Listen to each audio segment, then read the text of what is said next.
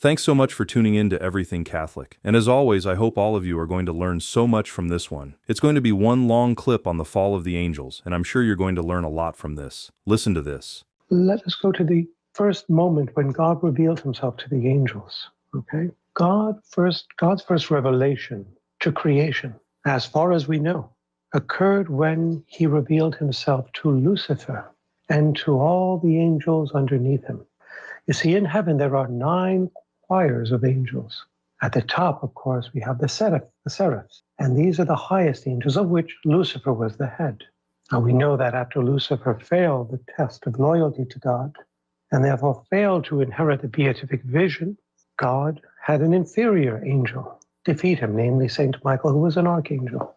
When God first revealed himself to the angels, and including Lucifer, he informed them of his love through infused knowledge, of all that which he would entrust to them, in particular to Lucifer, and of his plan to incarnate the second person of the Trinity within not an angelic nature, but a human nature. And this Lucifer could not stomach.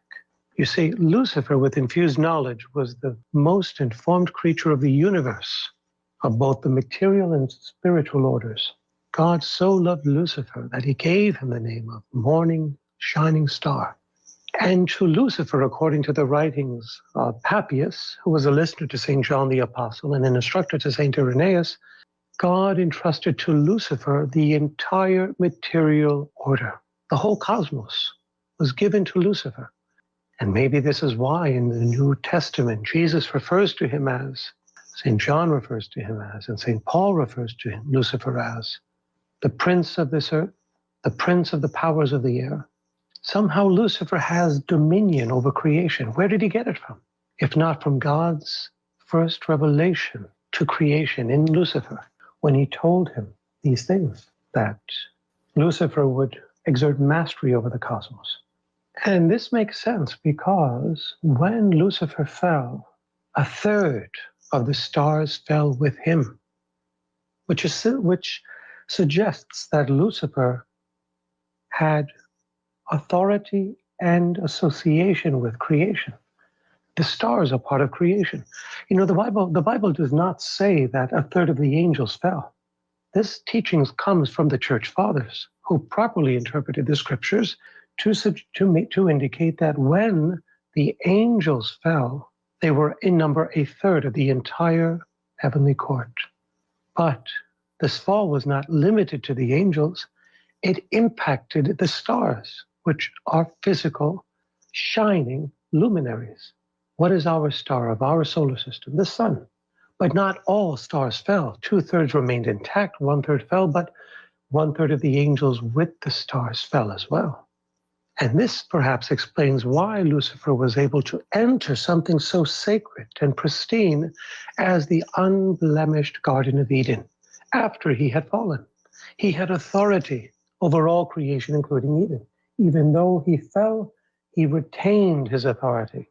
You see, God never takes away his gifts. This is a teaching also of the church fathers. And therefore, if someone rebels against God, like Lucifer or Judas, God keeps the gifts he gave them. And not only does he keep them intact within the person who has fallen, but he has ordained, knowing full well that they would betray him, that he should impart these gifts to them.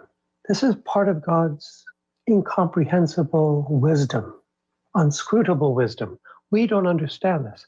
Why would God give Judas Iscariot the office of presbyterate and episcopacy, knowing he would betray both? Why would God make him an apostle, knowing he would betray both and be lost? Did not Jesus say, better for him never to have been born? Why would God entrust to Lucifer such power and authority over the entire cosmos, knowing he would fall with 1/3 of the angels and stars? These are things the finite human mind cannot fully comprehend. You see, no human mind, not even the greatest, can fully comprehend God's revelation to man. We can understand something of God's revelation to man, but never exhaust the full understanding of this mystery of God's self-revelation. That's why we call God's self-revelation a mystery in many respects. And the teachings of the faith mysteries, like the Trinity, and the transubstantiation of Christ, and the hypostatic union, and the incarnation, and so forth, and the Immaculate Conception, right? Now, God's self-revelation when in the beginning to Lucifer and to the angels was too much for Satan, in the sense that God wanted to assume a human nature, not a divine, an angelic nature, not a divine, an angelic nature, okay? Now, why was this too much for Lucifer to stomach? Well, because the angels are far superior to man intellectually, and they far surpass the intellectual prowess of man, that for Lucifer to accept God becoming a man would be for Lucifer to accept the fact that he would have to serve an inferior intellectual being, namely human being. To better understand God's revelation to Lucifer of this truth, think of God telling the human race, including the Pope and the bishops, that from this day forth you will all serve dogs. You will surpass them intellectually by large scale, but you will have to serve them.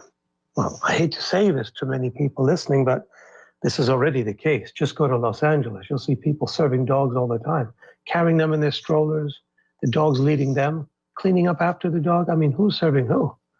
But apart from the humor, this would be the equivalent of, I would think, of God telling Lucifer that he would have to serve man. It would be for us to serve the dog for the rest of our lives. What would your reaction be, right? This makes no sense. But if this is what God asks, much like he asked Abraham to offer up his son Isaac, right?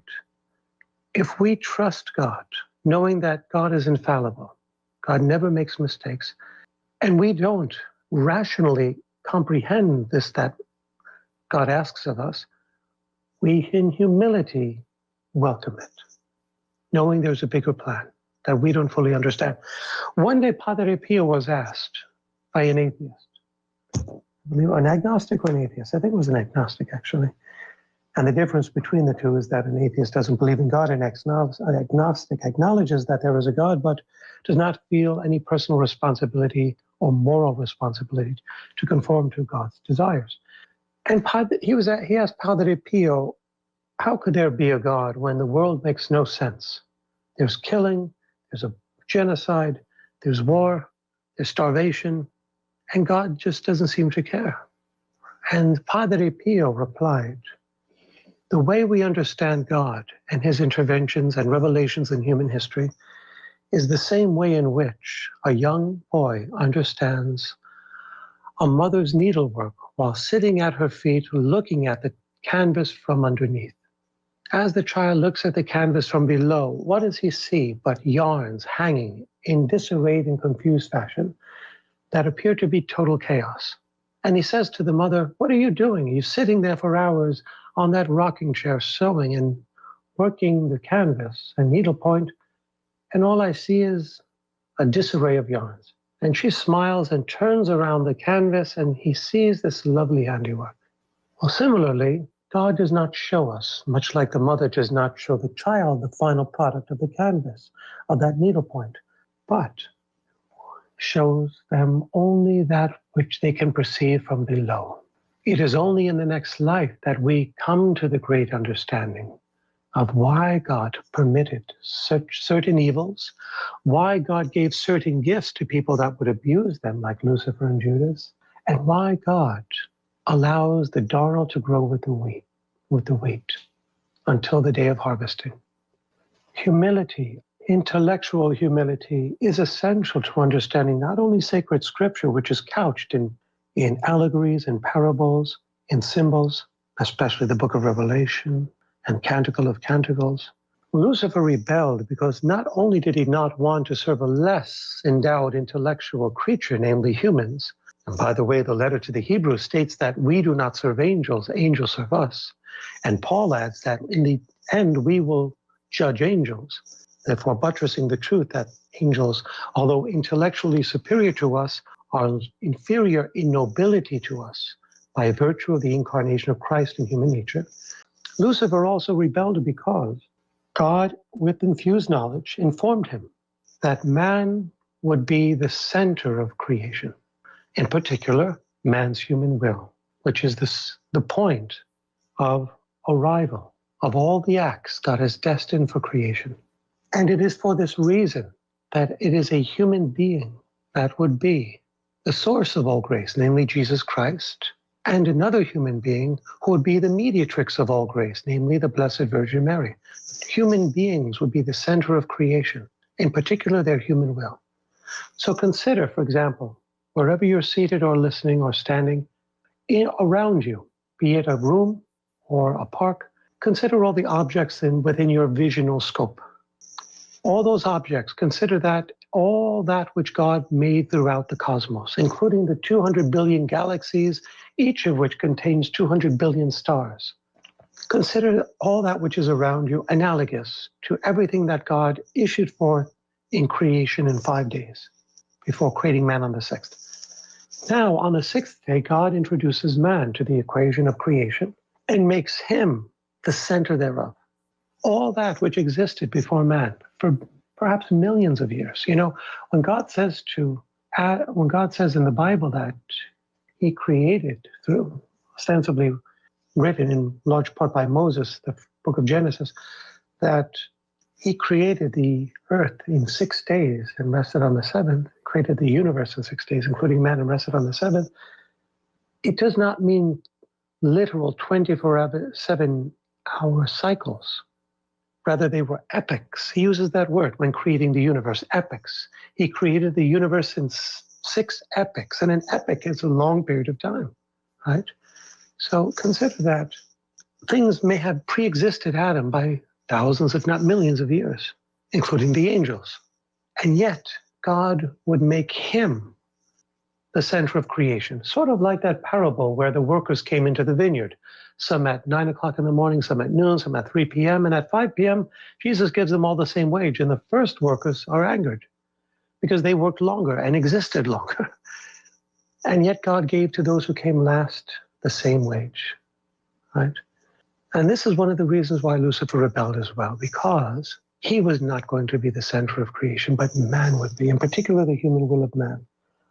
Because God, in his unscrutable wisdom, chose it this way. And Lucifer failed the test of obedience to the plan of God when he said, I will not serve this plan, because he lacked intellectual humility. This is God's ways. He chooses the best wine for last. He chooses that which the world considers contemptible, because as St. Paul says, God's power is most displayed through weakness, is best portrayed through weakness. See, we have to redimension our perception of creation. The material world around us that was given to Lucifer when he was good, that was placed under his dominion when he was second in charge of heaven, so to speak. You see, there is a metaphysical or a supernatural law that dominates the physical and the natural law. And this is manifest in the Garden of Eden with the first natural disaster that ever occurred, which was original sin. So long as Adam remained obedient and compliant with, in uniformity with, and under the dominion of God's divine will, all creation, the material cosmos around him, was in a perpetual springtime and maintained a divine order of perfect uniformity, unity, harmony, bliss. Everything was thriving with life in what is today now a pale shadow of the past. These burnt out cinders we call planets floating in the immensity of space were one time fertile. Science has proven that because they're in a constant cooling off phase. So it's something is responsible for this disorder in creation, leading it to a state of ongoing decay, where we have the 4 seasons, the fall of the leaves, the freezing of winter. These things did not exist before original sin. So sin, which is a supernatural reality, was the cause of the material disorder in the universe. The first natural disaster was caused by a supernatural infraction. Hence the correlation between the material and the spirit and the immaterial. the physical and the metaphysical.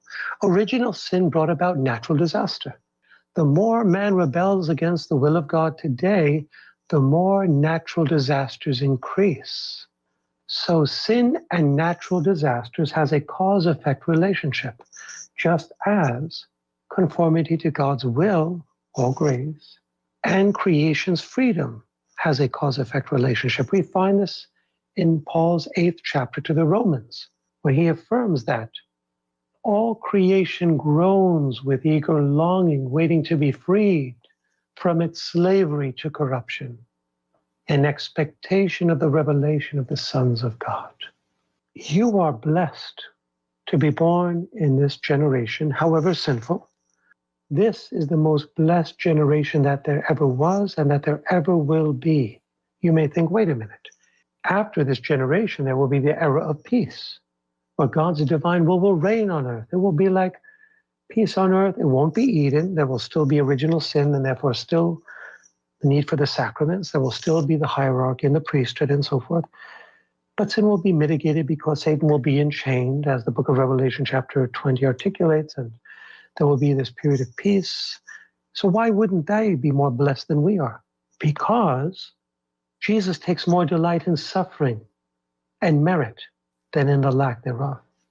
You see, the reason why the angels in a way envy us is because we can merit through suffering and sacrifice, which they cannot do. And the same with the souls in heaven.